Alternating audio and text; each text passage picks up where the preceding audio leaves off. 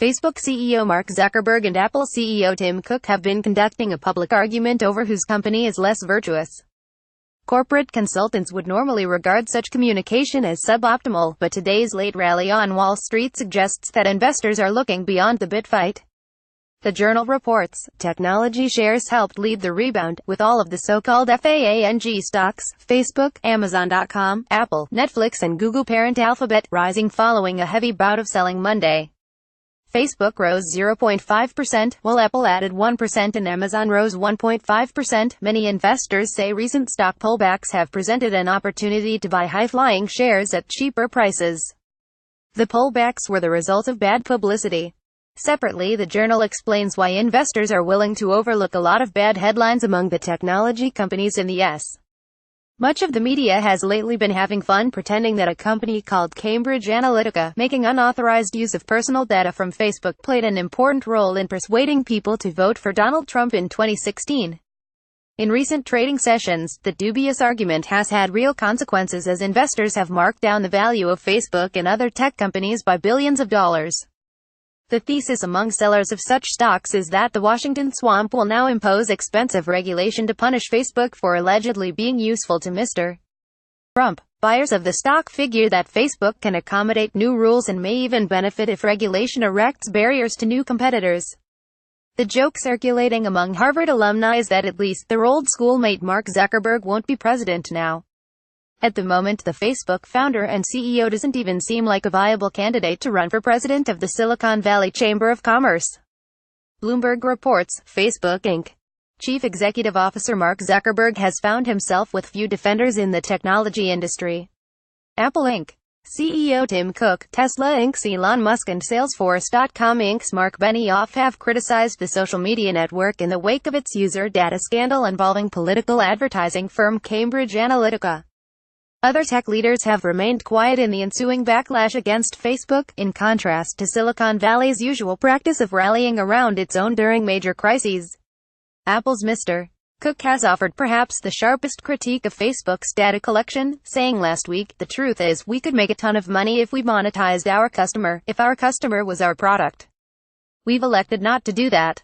In an interview posted this week on Vox, a website for young adults, Mr.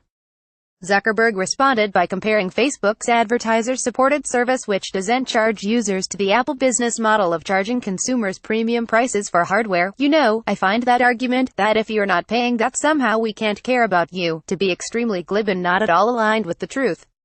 The reality here is that if you want to build a service that helps connect everyone in the world, then there are a lot of people who can't afford to pay. And therefore, as with a lot of media, having an advertising-supported model is the only rational model that can support building this service to reach people. If you want to build a service which is not just serving rich people, then you need to have something that people can afford." It seems that Mr. Zuckerberg will continue to offer an affordable service assuming consumers don't regard sharing their personal information as too high a price to pay for social media. Speaking of costs and benefits, Mr. Zuckerberg makes clear in his Vox interview that Facebook is becoming a more aggressive media gatekeeper. "In 2016, we were behind having an understanding and operational excellence on preventing things like misinformation, Russian interference. And you can bet that's a huge focus for us going forward."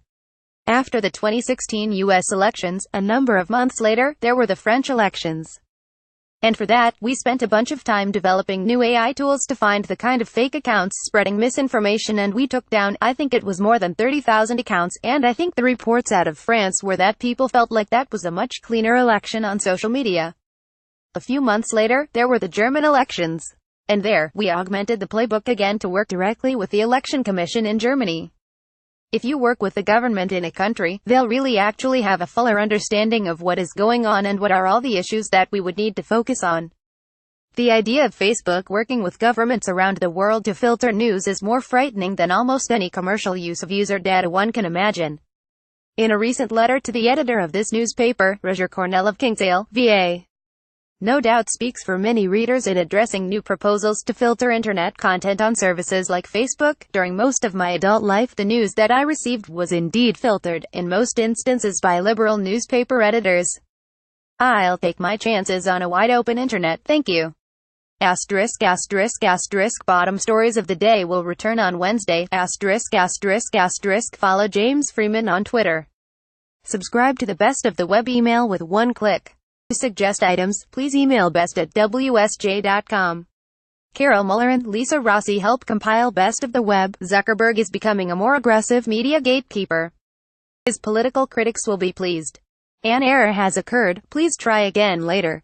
Thank you. This article has been sent to